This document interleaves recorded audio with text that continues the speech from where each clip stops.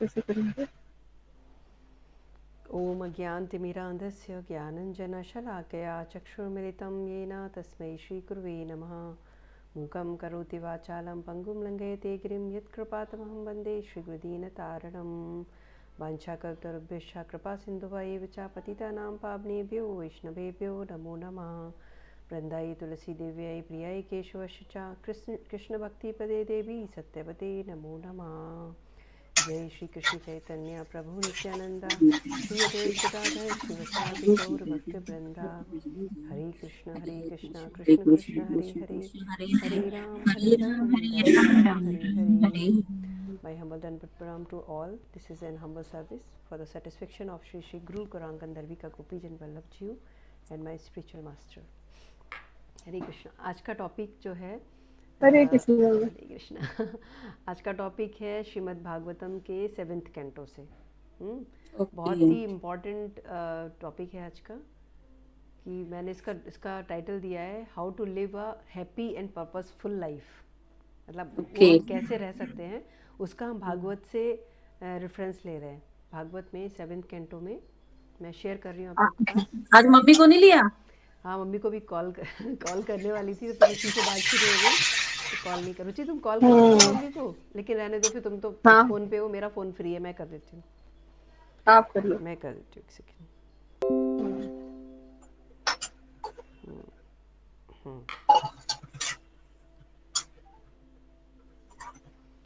आज एक्चुअली हम लोग के जो जितने लोग हैं ज्वाइन करने वाले, सबका बनाने का टाइम है डिनर, तो वो लोग बोला था मैंने, लेकिन अब देखो, अभी वो लोग का सबका कंफर्टेबल टाइम वही रहता है 4:30 से 5:30 अराउंड.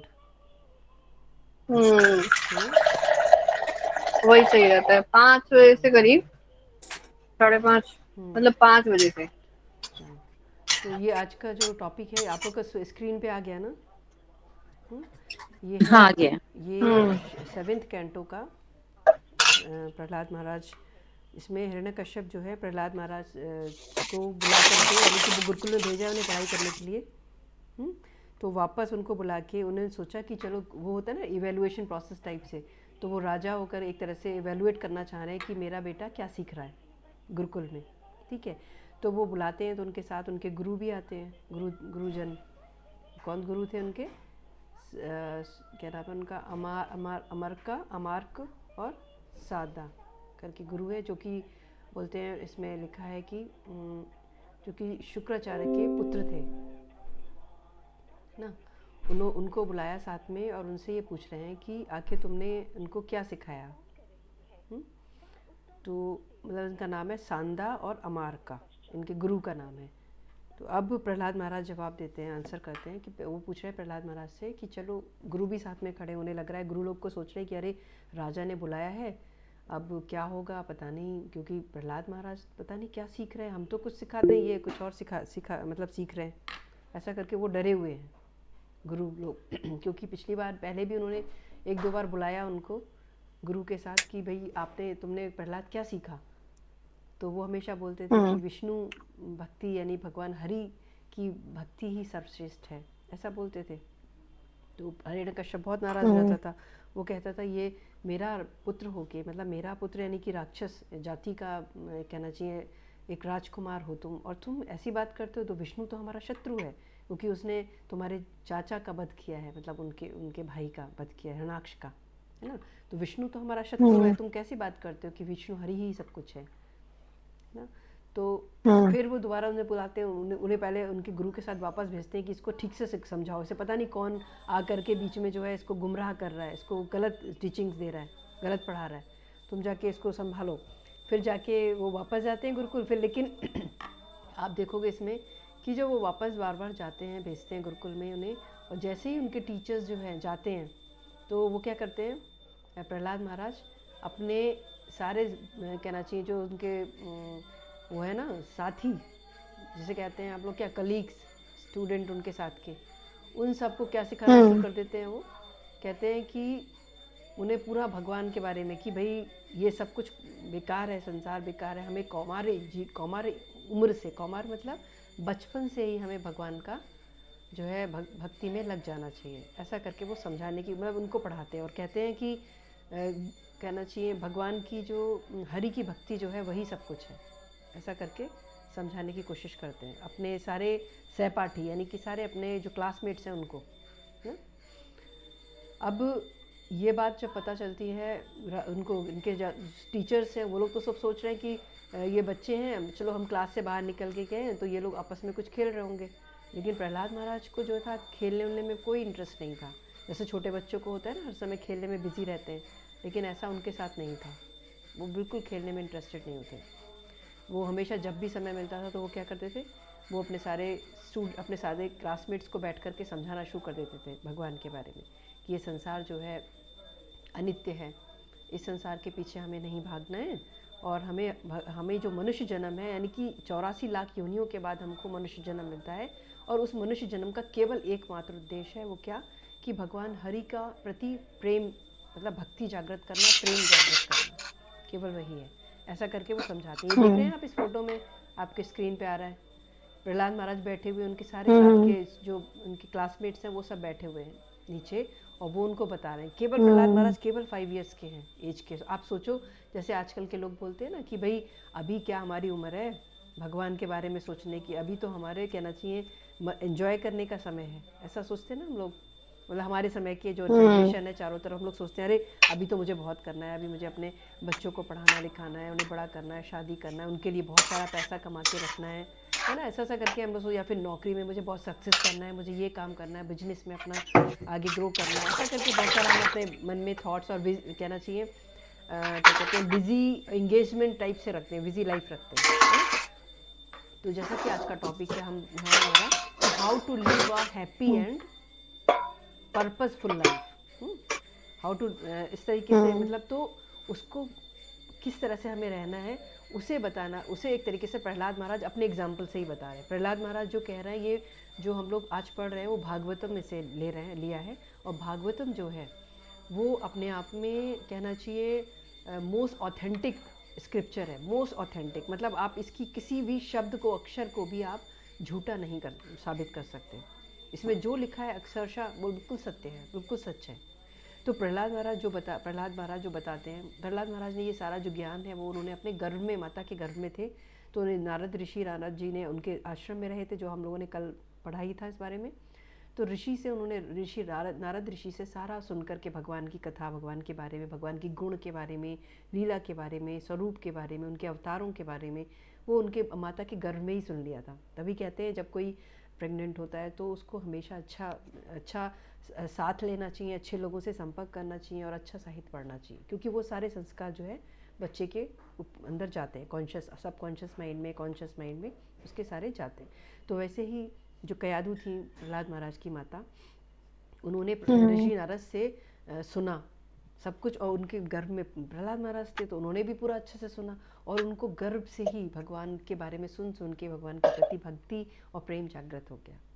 जो जैसे भी बड़े हुए, बोलना उन्होंने शुरू किया तो उन्होंने वही सब कुछ बोलना, कहना चाहिए। उन्होंने सोचा ये संसार में सब लोग जो है पैसा के पीछे, संपत्ति के पीछे, राज्य के पीछे भाग रहे हैं, लेकिन उस चीज़ के पीछे नहीं भाग रहे और ना जानना चाहते जो कि हमारा आगे का समय, हमारा आगे का जीवन जो है बहुत ज़्यादा अच्छा बनाने वाला है। उस चीज़ को हम लोग क्या करते हैं, उस चीज़ को हम लोग नेग्लेक्ट करते हैं, सोचते हैं वो बुढ़ापे का काम है ना, कि जब हमारा हाथ पैर नहीं चलेंगे, जब हमें कोई काम नहीं बचेगा तब हम करेंगे। लेकिन इस बात के लिए ये हमको प्रहलाद महाराज अवेयर कर रहे हैं। सोचिए, प्रहलाद महाराज केवल 5 साल की उम्र में, केवल 5 साल की उम्र में वो ये अपने क्लासमेट्स को ये बात बता रहे हैं कि जितनी जल्दी आप इस चीज़ को एक्सेप्ट कर लें, क्योंकि खेलने कूदने में ठीक है, खेलने कूदने का टाइम है, लेकिन खेलना कूदने में हम समय अपना, फिर आगे चल के हम लोग पढ़ेंगे कि एक तरह से कलयुग में मनुष्य की आयु टोटल 100 ईयर्स बताई गई है ऑन एन एवरेज, अब तो और भी कम होती जा रही है। तो 100 ईयर्स में से आप ये सोचो, बचपन में हम लोग खेलते कूदते 17-18 साल हमारे कहाँ निकल जाते हैं, पढ़ाई करते खेलते कूदते निकल जाते हैं, ठीक है, 18 साल 12th, then graduation, then post graduation, पढ़ाई करते करते और मस्ती करते, लाइफ को एंजॉय करते हुए निकल जाते, पता नहीं चलता। उसके बाद मैरिज होती है, मैरिज होने के बाद एक गृहस्थ वाला एक माहौल हो जाता है। तो उसमें बहुत सारे काम होते हैं, बहुत सारी रिस्पॉन्सिबिलिटी होती है, बच्चे को जन्म देना, उनका पालन पोषण करना, अपने रिश्तेदारों से, रिलेटिव से, आस पड़ोसी सबका ध्यान रखना, सबके संग डील करना, जॉब करना, बिजनेस करना, बहुत सारे। तो इस तरह से हम लोग पहले अपना जीवन पढ़ाई में निकाला और घूम मस्ती में, थोड़ा इधर उधर एन्जॉयमेंट में। उसके बाद फिर हमने बाकी समय गृहस्थी में निकाला। गृहस्थी में भी इम्पॉर्टेंट है अपने बच्चों को पालना, अपने बुजुर्गों की सेवा करना, है ना, अपने जो भी जिनको ज़रूरत है उनकी हम्म। मदद करना। तो इस तरह से और समय हमारा देखो पहले पढ़ने में निकल गया हमारा बिफोर मैरिज, और मस्ती खेलने कूदने में। उसके बाद आया गृहस्थ जीवन, उसमें वो निकल गया कि बच्चों को पालने बड़ा करने में, जॉब करने में, बिजनेस करने में थोड़ा और समय निकल गया। समझिए 50 साल ऐसे निकल गए, या 50 साल में से 40 ही हम्म। 45 ही मान लीजिए निकल गए। उसके बाद और समय आता है कि बच्चे के साथ मैरिज हो गई तो बच्चों के बच्चे आ जाते हैं, उसको हम अलग से उनको हम्म। केयर करना, उनका सब करने में और समय निकल जाता है। फिर बचता है, फिर क्या होता है धीरे धीरे और समय निकलता है। अगर हम लोगों को बहुत ज़्यादा इस बात का क्या नॉलेज नहीं है कि मुझे अपना समय का सदुपयोग कैसे करना है, तो हम लोग मोह में फंस जाते हैं। अब नाती पोते का मोह, इसका मोह, ये ऐसा होना चाहिए, इसमें फंस जाते हैं। तो उसके बाद धीरे धीरे हमारे सेंसेस जो है कमज़ोर होने लगते हैं। सेंसेस मतलब हमारी आँखें से दिखता नहीं ठीक से, कानों से प्रॉपर सुना ही नहीं आता। कोई हमें कोई बात समझाए भगवान के बारे में या किसी प्रोसेस के बारे में, तो वो समझ में नहीं आती, घुसती नहीं अंदर। क्यों? क्योंकि ऑलरेडी हम इतनी चिंताओं से, इतनी चीज़ों से घिरे होते हैं, हमारा माइंड इतना भरा हुआ होता है कि वैसे ही जैसे कल एग्जाम्पल दिया था, एक भरे हुए ग्लास में अगर ऊपर से आप पानी डालेंगे तो उसमें पानी बिल्कुल भी नहीं जाएगा, है ना। वैसे ही एक भरे हुए मन में आप कितना ही ज्ञान डालें, कितनी इन्फॉर्मेशन डालें, वो नहीं टिकेंगी। वो थोड़े समय से आकर कभी कभी यहाँ तक आएंगी, यहीं से वापस हो जाएंगी, तो कभी यहाँ से आके दूसरे कान से बाहर हो जाएंगी। लेकिन उसे मैं अपने जीवन में कैसे अप्लाई करूं, कैसे उसको आचरण में अपने लाऊं, वो हमें समझ में नहीं आएगा उस उम्र पे। लेकिन तभी प्रहलाद महाराज कहते हैं एक कौमार जीवन जो होता है उसमें हम जो भी कुछ खेलते कूदते करते हैं ना, वो हमारे संस्कार में, हमारे जीवन में बैठ जाता है, उतर जाता है। इसीलिए प्रहलाद महाराज यहाँ पे 5 इयर्स की उम्र में केवल अपने सहपाठी, अपने क्लासमेट्स को ये शिक्षा दे रहे हैं कि तो हमें क्योंकि मनुष्य जीवन केवल हमको एक भगवान की सेवा प्राप्ति करने के लिए मिला है। मनुष्य जीवन, हम लोग सोचते हैं कि ये हमारा सुंदर शरीर है, हमारा हम यंग हैं, हम बहुत पैसे हैं हमारे पास, हमारा बैंक बैलेंस है, तो हमें एंजॉय करना है केवल। अपने से कमज़ोरों पे हम्म। अत्याचार करना है, और अपने से जो कहना चाहिए जो लोग पावरफुल हैं उनको उनको उनके आगे झुके रहना है। मतलब हम लोग ऐसा सोचते हैं, और पैसा खूब कमाना है जिससे कि दुनिया को हम पावर या कंट्रोल कर सकें, या दुनिया को दिखा सकें कि मेरे पास बहुत धन संपत्ति है। ऐसा ऐसा सोचते हैं इन जनरल। कलयुग का समय है इसलिए कलयुग में ऐसा सोचते हैं लोग। लेकिन प्रहलाद महाराज हमको हम्म। सचेत कर रहे हैं। आगे आप हम और भी पढ़ेंगे कि वो बता रहे हैं ये जो संसार है या फिर एक हमारा जो जीवन है, एक तरीके से द डार्क वेल है। डार्क वेल का मतलब एक अंधकूप, अंधा कुआं है। अंधा कुआं कैसे? जिसमें हम्म। कोई उम्मीद नहीं है। अगर आप गिर गए तो आप समझिए कि आप उसमें से निकलने के लिए आप जो है छटपटाते रहेंगे, लेकिन निकलेंगे नहीं। एक तरीके से वैसा है अंधा कुआं। जैसे आप ये समझो, आपने एक फ़ोटो देखा होगा कभी कहीं भी, मतलब, या फिर मैं आपको इसमें से दिखाती हूँ अगर मिलता है तो। उसमें एक फ़ोटो ये पिक्चराइज़ किया है कि ऊपर से एक, मतलब जैसे एक कोई पर्सन जो लटक रहा है पेड़ पे, है ना, और उस पेड़ पे लटक हम्म। रहा है। नीचे क्या है? नीचे उसको दिख रहा है कि क्या कहते हैं, उसे क्या, नीचे का पानी है, उसे पानी से बचना है। और नीचे पानी में से एक अजगर जो है निकल करके उसका टांग खींचने वाला है। ठीक है। उधर ही उसी पेड़ पे, सेम पेड़ पे एक भरैया ने, बहुत अच्छा मधुमक्खी ने शहद का छत्ता लगा के रखा हुआ है, तो शहद उसमें से टपक रहा है। और वो उस कंडीशन में भी शहद का रस टेस्ट कर रहा है। ऐसा करके इसमें बताया जा रहा है। ठीक है। वो शहद का टेस्ट कर रहा है, और उसको इतना डर नहीं है कि अगर मेरा, और इधर इसकी डाल पे से एक सांप निकल के सांप चलता हुआ इसकी तरफ बढ़ रहा है। तो ये एग्जाम्पल कैसा दिया है? ठीक वैसा ही दिया है जैसे कि हम संसार में रहते हैं, हमको पता है हमारी मृत्यु किसी भी क्षण हो सकती है। हमें जीवन का कोई भी ये गारंटी नहीं, हमारा किसी का भी गारंटी नहीं है हमारा जीवन का, कि कब हमारा समय आ जाए, है ना। तो मृत्यु हमारे सर पे है, लेकिन उसके बाद भी हम, जो हमारा जरा सा जीवन है उसमें हम शहद खाने में, यानी कि शहद खाने का मतलब संसारिक जो एन्जॉयमेंट है, क्षणिक एन्जॉयमेंट, उसे लेने में लगे हुए हैं, है ना।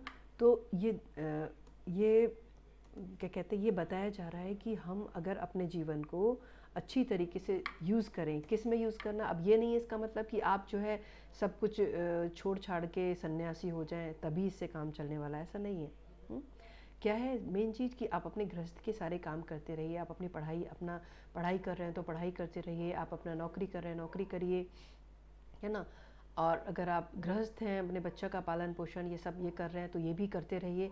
लेकिन उसके साथ साथ क्या करना है, उसके साथ साथ जैसे कि बहुत ही सरल विधि है, क्योंकि भगवान ने कभी भगवत गीता में जैसा कि हम सब लोग पढ़ ही चुके हैं, भगवत गीता में भगवान ने कभी ये नहीं कहा है कि तू जैसे अर्जुन से कहा ना, अर्जुन क्या कह रहा था कि भाई मुझे भगवान क्यों तुम घोर पाप में लगा रहे हो, युद्ध जैसे कि मैं उसमें अपने ही कजिन्स को मार रहा हूँ, मारूंगा, मैं हत्या नहीं करना चाहता, मैं तो किसी जंगल में जाके, मुझे राजपाट नहीं चाहिए, क्यों मुझे आप घोर पाप में लगा रहे हो, मैं जंगल में जाके तप कर लूँगा। तो भगवान उसको क्या बोल रहे हैं, भगवान ये नहीं कह रहे तू हाँ जी भाई गृहस्थ छोड़ के सारे अपने कर्म छोड़कर तू जाके जंगल में सन्यासी होकर मेरा नाम जप, नहीं कह रहे।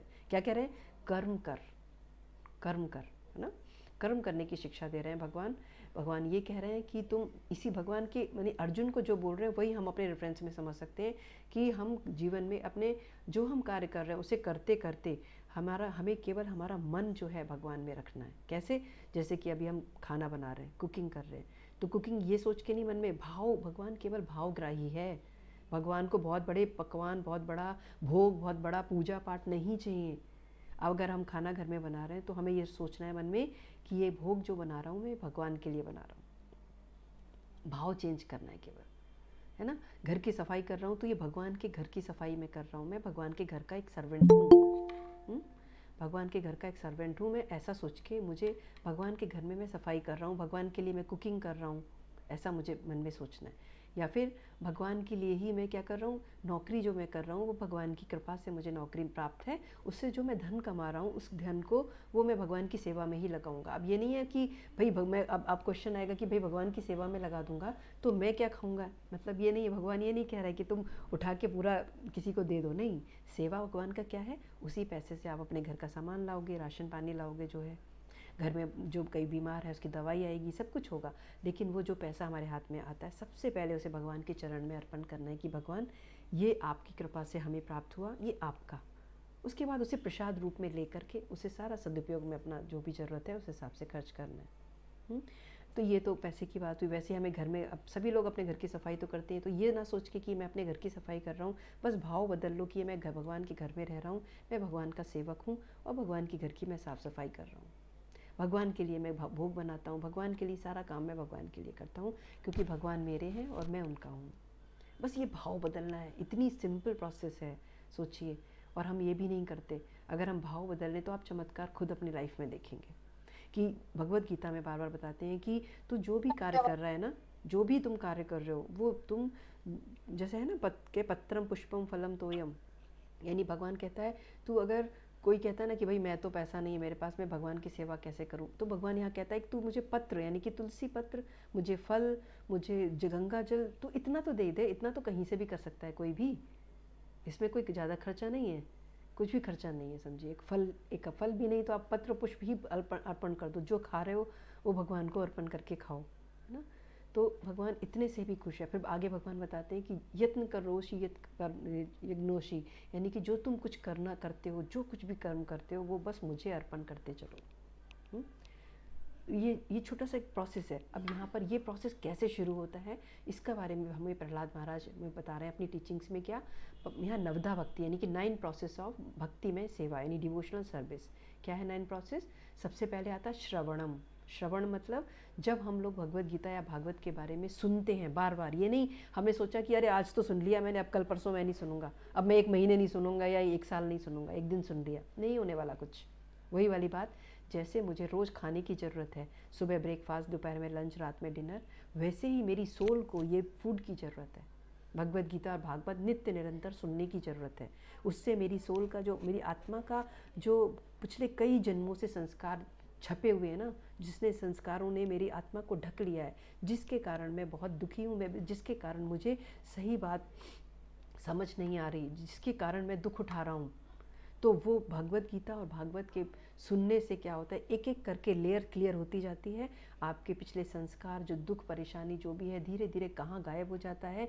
आप खुद सोचोगे, अगर आप ये कंटिन्यूशन इस प्रोसेस में आ जाते हो कंटिन्यू, तो आपको 1 साल के बाद क्या 6 महीने के बाद आपको लगेगा कि ये हुआ क्या, सब कुछ एकदम बदल गया लाइफ में। बहुत आप लोगों ने एक्सपीरियंस किया है। मैं देख रही हूँ कि नारायणी दीदी है, कल्पना और मतलब कृतिका दीदी जो है, उन लोगों ने अपनी लाइफ में एक्सपीरियंस किया है कि इन्होंने अपनी लाइफ में जो भगवान की सेवा एक्सेप्ट की है ना, तो वो अपना जीवन में खुद ही डिफरेंस देख रहे हैं, अंतर देख रहे हैं। मैं भी देख रही हूँ, अपने जीवन में अंतर देख रही हूँ कि जब हम भगवान की सेवा को पकड़ते हैं, भगवान को अपनी लाइफ में सेंटर बनाते हैं, तो हमको समझ में आता है कि वास्तव में क्या चेंजेस हो रहा है। लाइफ क्या कहते हैं, जैसे क्योंकि ऐसा है ना, जैसे हमारे पिछले जन्म के कई प्रारब्ध हैं, संस्कार हैं, जिसके कारण हमको कष्ट मिल रहा है, बहुत सारा कुछ लाइफ में प्रॉब्लम्स आता है ना, लेकिन वो प्रॉब्लम आकर के छू कर के कहाँ गायब हो जाता है आपको पता ही नहीं चलेगा, अगर आप इस प्रोसेस में आ जाते हैं। तो सबसे पहले क्या है, श्रवणम। श्रवणम मतलब सुनना, रिपीटेडली सुनना, बार बार सुनना, जब भी हमको मौका मिले, जो हमारे पास लिंक पहुँचे, जब भी हमें कोई ऐसा इनविटेशन मिले कि जो कहना ऑथेंटिक कोई सुनाने वाला, समझाने वाला मिले हमको, तो हमें पागलों की तरह दौड़ना चाहिए कि अरे ये मौका मुझे नहीं छोड़ना है। क्योंकि भगवत गीता भागवत केवल एकमात्र ऐसे ग्रंथ हैं, जिसे कहते हैं भगवत गीता भागवत की हमारे हृदय का, हमारे आत्मा की जो जमी हुई जन्मों जन्मों से हमारे जमे हुए संस्कार हैं, उनको धोती है और अच्छे सुसंस्कार बनाती है। और जैसे जैसे सबसे पहले सुनेंगे हम, बार बार जब हम सुनेंगे, क्या सुनेंगे, भागवत में जो है जिन लोगों ने भगवान की सेवा को एक्सेप्ट किया है अपनी लाइफ में और प्रैक्टिकली उसको अप्लाई किया है, उनका जीवन कैसा हुआ है, वो सारे उसके बारे में वर्णन है। ठीक है। और भगवत गीता में वो सारी इंस्ट्रक्शंस हैं जो भगवान ने अर्जुन के माध्यम से हम सबको बताई हैं कि हमें कैसे अपने जीवन को जीना है, जिससे कि मैं अपना कहना चाहिए भविष्य को बहुत सुंदर बना सकूं। वो भगवत गीता में वो इंस्ट्रक्शंस बताई गई हैं। भागवत में जिन लोगों ने उस इंस्ट्रक्शंस को लेके अपना जीवन को सुंदर बनाया है, उन सबके लोगों के बने सब भक्तों के बारे में वर्णन किया गया है। ठीक है। तो सबसे पहला आया श्रवण। श्रवण यानी कि श्रवणम, कीर्तनम, स्मरणम। श्रवण यानी कि जब हम सुनते हैं तो कीर्तन, फिर आता है कीर्तन। कीर्तन का मतलब क्या है, कीर्तन का मतलब बहुत सारा है। कीर्तन केवल कहना चाहिए ढोलक मतलब मृदंग बजा के और ये करताल बजा के कीर्तन करने वाला केवल कीर्तन नहीं है। कीर्तन क्या है, भगवान का अगर आप भोग तैयार कर रहे हैं तो वो भी कीर्तन है। भगवान के लिए एक अच्छा आर्टिकल बना रहे हैं तो वो भी कीर्तन है। भगवान के लिए आप झाड़ू लगा रहे हैं तो वो भी कीर्तन है। आप भगवान के मंदिर को क्लीन कर रहे हैं, वो भी कीर्तन है। जो भी काम आप भगवान के लिए कर रहे हैं ना, वो कीर्तन है।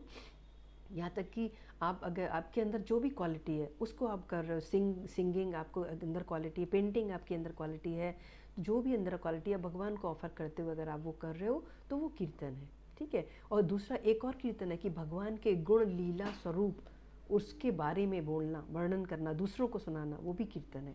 तो सबसे पहला आया श्रवण यानी कि हमने सुना, फिर कीर्तन यानी कि हमने उसको बोला, दूसरों को समझाया। केवल दूसरों को समझाने का मतलब ये भी है कि जैसे हम किसी से फ़ोन पे बात करते हैं, अपने फ्रेंड हैं, अपने घर वाले हैं, आस पड़ोसी हैं, ऑफिस के कलीग्स हैं, किसी को भी अगर हम बात कर रहे हैं तो क्योंकि सारी प्रॉब्लम का सलूशन एकमात्र यही है, एकमात्र यही है। किसी प्रॉब्लम का, कोई प्रॉब्लम कितनी से बड़ी क्यों ना हो, हर प्रॉब्लम का सलूशन एकमात्र यही है। ये बात उसको समझाना, दूसरे पर्सन को जो हमसे बात कर रहा है, ये सबसे बड़ा कीर्तन है आपका।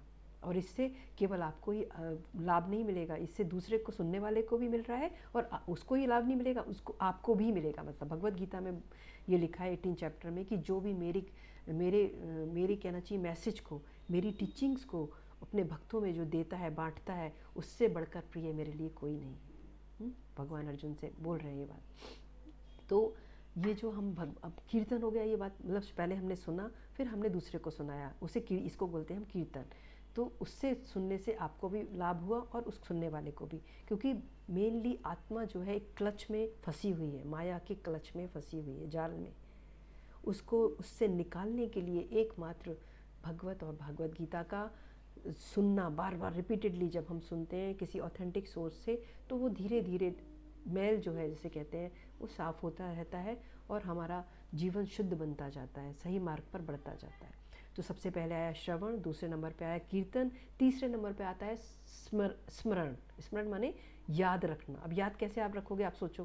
प्रैक्टिकली आप देखो, जब आप कोई चीज़ को सुनते हो, ठीक है, सुनने से आपका माइंड, जैसे आप कभी आप हम सब लोगों ने छोटे स्कूल से स्टडी करना शुरू किया, स्कूल में, कॉलेज में, कहीं भी स्टडी हम जब करते हैं तो हम स्कूल जाते हैं तो टीचर हमको समझाता है ब्लैक बोर्ड पे, है ना, क्लास में क्लासेस होती हैं हमारी, तो सबसे पहले हम सुनते हैं, ठीक है, सुनते हैं, उसके बाद घर आकर हम उसको लर्न करते हैं, नोट्स तैयार करते हैं, रिपीट करते हैं, तब हमको स्मरण हो जाता है, यानी कि मेमोराइज हो जाता है। वैसे ही ठीक भगवान का प्रोसेस, भगवान के लिए ट्रांसडेंटल वर्ल्ड में प्रोसेस है। सबसे पहले हमने सुनना है। किससे सुनना है? अथॉरिटी से सुनना है। कीर्तन मतलब उसको दूसरों को सुनाना है, दूसरों का भी भला करना है।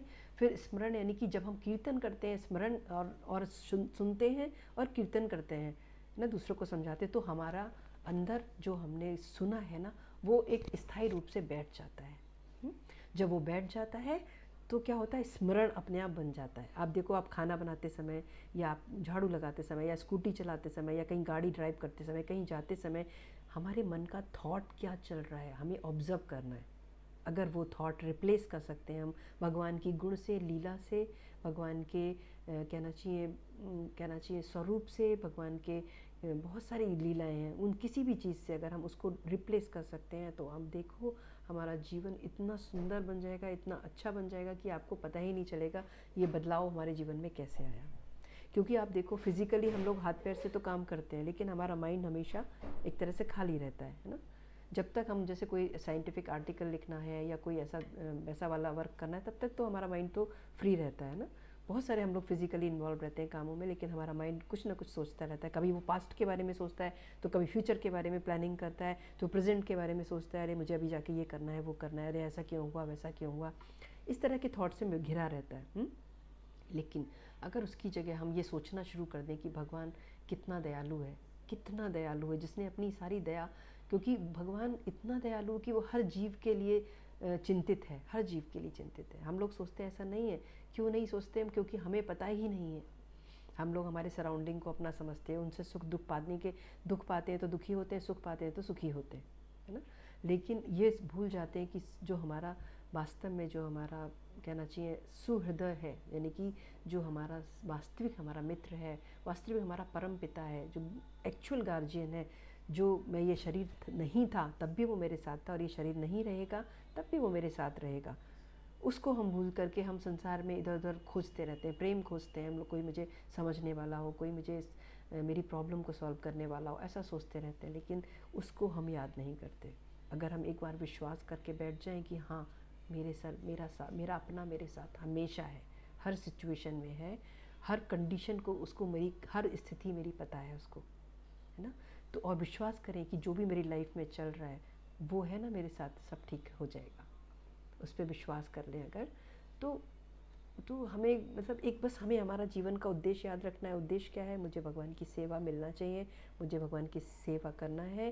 कैसे करना है भगवान तुम मुझे बताओ, मुझे तुम्हें निरंतर स्मरण रखना है, ठीक है। तो आ गया सबसे पहले श्रवण, कीर्तन, स्मरण, 3 हो गए जब हम स्मरण करें। उसके बाद आता है प्रोसेस शुरू होता है पाद सेवनम, भगवान की विग्रह की सेवा करना, उनका जब से आप डेली समय नहीं है तो अपने एकादशी वाले दिन भगवान को स्नान करा के भगवान को अच्छे अच्छे कपड़े चेंज करना, पाद सेवनम, है ना। फिर आता है अर्चनम, अर्चनम भगवान की आरती करना, है ना, भगवान को भोग लगाना। फिर आता है वंदनम, यानी भगवान से प्रार्थना करना कि भगवान जो मेरी स्थिति है, मैं आपकी सेवा चाहता हूँ, मुझे तुम मेरे परमपिता हो, मुझे कोई चिंता करने की ज़रूरत नहीं है, सारी चिंता तुम संभालो, ये विश्वास करना।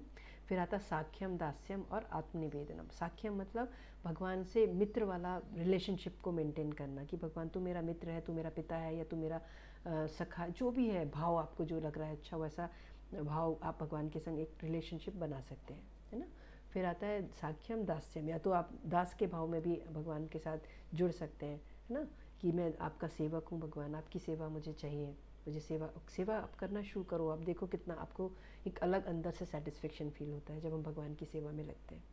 दास्यम, साख्यम, आत्मनिवेदनम, लास्ट वाला आता है नवदा भक्ति में आत्मनिवेदनम। आत्मनिवेदनम का मतलब होता है कि हम भगवान को सरेंडर करते हैं। सरेंडर का मतलब क्या होता है? सरेंडर के भी 6 अंग होते हैं, 6 लिम्स ऑफ शरणागति बोलते हैं इसको।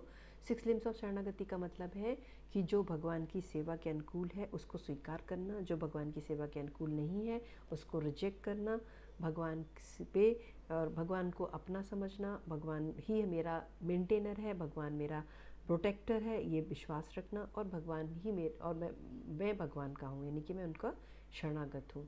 ऐसा करके ये 6 लिम्स ऑफ शरणागति हैं, यानी कि जो हमारे जीवन में परिस्थितियाँ है, जो भी स्थितियाँ है, उस सबको मुझे ये सोच के लेना है, एक्सेप्ट करना है।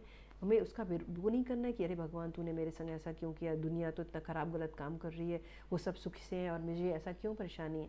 आप ऐसा कहोगे इसका कोई भी उसका सोल्यूशन नहीं निकलने वाला, कोई अर्थ नहीं निकलने वाला। क्यों? क्योंकि जो मेरा आज का जीवन है वो मेरे पिछले जन्म के कई संस्कार चले आ रहे हैं, कई कर्म चले आ रहे हैं, जिसका आज का रिजल्ट वही है। और अगर आज का रिजल्ट ये है तो अगर आज मैं अपना जीवन सुधार लूँ तो कल का रिजल्ट अच्छा भी हो सकता है, ये मुझे विश्वास रखना और भगवान से ये प्रार्थना करना, भगवान हो सकता है मेरे जीवन में जो मैंने पिछले जन्म में कर्म किए हैं जिसके कारण और भी ख़राब स्थिति हो सकती थी, लेकिन आप इतने दयालु हो, आप इतने दयालु हो, आपने मुझे कम कहना चाहिए प्रॉब्लम्स के बाद कम प्रॉब्लम दे करके मुझे इस स्थिति से आप मुझे निकाल रहे हो। तो मुझे बस इतना करो कि मैं आपकी सेवा में लगा रहा हूँ, मुझे आपकी सेवा कैसे करना है बस मुझे समझाओ। बस ये मुझे भगवान से प्रार्थना करना है। आप इसे कहते हैं हम सरेंडर। अगर हम भगवान की दी हुई परिस्थिति को स्वीकार करके उससे कंप्लेंट ना करें तो भगवान हमारा जो जैसे कहते हैं ना, हमारा प्रारब्ध बहुत तेज़ी से कट जाता है, बहुत तेज़ी से। और जब तक हम स्वीकार नहीं करते तब तक हमारा प्रारब्ध नहीं कटता ठीक से, हम फंसे रह जाते हैं और हम दुखी रहते हैं हमेशा। ठीक है, आज हम लोग इतना ही रखते हैं लवता भक्ति का। इन शॉर्ट मैंने आपको बताया, इसका डिटेल में हम लोग एक एक करके बाद में ले सकते हैं। अगर आपके मन में कोई क्वेश्चन या कोई कमेंट है तो आप लोग बोल सकते हैं, पूछ सकते हैं। हरे कृष्णा। याशी आप भी आए हो आज? याशिका आपका कोई क्वेश्चन है? हाँ जी, मैं भी आई हूँ। कोई क्वेश्चन है आपका? अच्छा कि आपने ज्वाइन किया, कर लिया करो, क्योंकि लाइफ तो सबकी बिजी है, लेकिन समय निकाल के अगर करेंगे तो हमारा ही फायदा होगा। नहीं, मैं लिंक देखी ना तो मैं तो वेट कर रही थी कि कब आएगा तो। मैं कह रही थी सबसे फर्स्ट प्रोसेस है श्रवण। श्रवण यानी कि सुनना, हाँ गीता भागवत से सुनना, भगवान के गुण लीला स्वरूप के बारे में सुनना, तभी धीरे धीरे जो है हमें पता चलता है, मार्ग आगे बढ़ता है हमारा कि हमें क्या करना है लाइफ में, कैसे हमारा जीवन सुंदर बन सकता है, अच्छा बन सकता है। और हाँ, किसी मैं सुनी आपका पूरा सुन ली। कोई मन में क्वेश्चन? नहीं, कोई क्वेश्चन नहीं। और किसी का क्वेश्चन? रुचि? मुझे ये अच्छा लगा आज सुन के, वो आपने जो 9 वो बताए, श्रवण कीर्तन, और ये मुझे बहुत अच्छा लगा, समझ में बहुत अच्छा आया। बहुत ही इजी प्रोसेस क्वेश्चन है, कोई नहीं है। बहुत इजी प्रोसेस है, बहुत ही इजी, कोई भी कर सकता है। हम्म। हम्म। और मोस्टली हम लोग करते भी रीजन। हैं। हाँ, हाँ, क्या बोल रहे हो? अभी ये बोल रही हूँ, मतलब जैसे अगर शाम को 4-5 बजे होता ना तो समय होता क्वेश्चन भी करने का। हाँ ठीक है, अब नहीं जो वैसे है तो आज का हमने खा थोड़ा सा वैसे रखा था और लोगों की वजह से कुछ हाँ। लोग आने वाले थे, लेकिन कल का पोस्टपोन हो गया उनका, तो मैंने सोचा सबको अच्छा। टाइम दे रखा था तो मैं ही ले लेती हूँ ये वाली क्लास। अच्छा, इसलिए याद है फिर कोई 7:30 बात को। नहीं। थोड़ा सा 5 बजे नहीं, भी, 5:30 बजे भी हो जाए ना अब तो भी हमने ठीक सोचा है। है, बीच में मैं काफ़ी बिजी हो गई थी, अब मैं सोचा है कि हम लोग रेगुलर करेंगे 1 घंटे।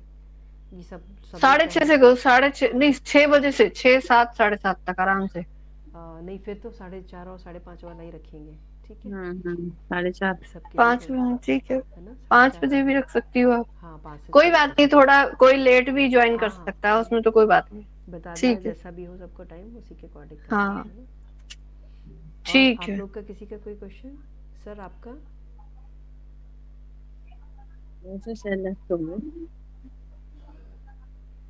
क्वेश्चन है शैलजा का? आगे है नहीं। कुछ अगर मैं कुछ हो गई मेरे से बनवाना तो नहीं, वो चली कोई नीचे बात नहीं, शायद। कोई बात नहीं, बात कहना उसको पूछा करे, क्वेश्चन जो है अपने कॉपी में कहीं लिख के रखे, क्योंकि ये मौके जो है पता नहीं कब तक है, कहते हैं ना जब तक मौका मिले सुनने का मिले अवसर तो मैं सुनना चाहिए। कुछ पता नहीं किसी का ना कि कब हम लोग सोचे थे आप अवेलेबल। आ जाओगे तो फिर सामान ले आते थोड़ा। कि कब तक हम लोग के पास अवेलेबिलिटी है, कब तक नहीं है, तो जब भी हमको मौका मिले तो हमें सुनना चाहिए, मुझे ऐसा लगता है ना? चलो ठीक है, फिर हम लोग एंड करते हैं। हरे कृष्ण। ओम ज्ञानतिमिरान्धस्य ज्ञानञ्जनशलाकया चक्षुर्मिलितं येन तस्मै श्रीगुरवे नमः। मुखं करोति वाचालं पङ्गुं लङ्घयति गिरिं यत्कृपातमहं वन्दे श्रीकृदीनतारणं।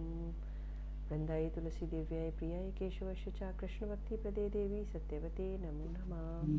वाञ्छाकल्पतरुभ्यश्च कृपासिन्धुभ्यैव च पतितानां पावनेभ्यो वैष्णवेभ्यो नमो नमः। जय श्री कृष्ण चैतन्य प्रभु नित्यानंदा श्री अद्वैत गदाधर शिवसादि गौर भक्तवृंदा। हरे कृष्ण कृष्ण कृष्ण हरे हरे, हरे राम राम हरे राम राम हरे राम हरे। हरे हरे। जय श्रीमद् भागवत महापुराण की जय। जय समस्त भक्तवृंद की जय। जय श्री श्री जय राधिका गोपी वल्लभ जीव की जय। ठीक है, हरे कृष्णा। हाँ शुभ रात्रि। हरे हरे कृष्णा। कृष्णा।